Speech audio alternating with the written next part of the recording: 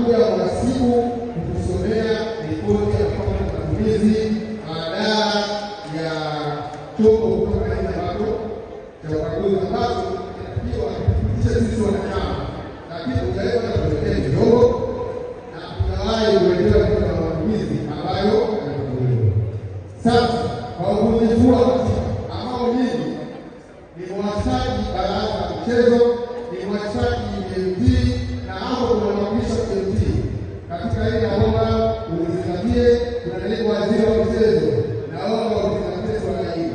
Sasa swali kwako mwenyekiti wa klabu Bwana Mungu pamoja na wajumbe wote hapo mbele, je, mnatosha kuendelea kuiongoza Simba kwa ukaidi kama huu?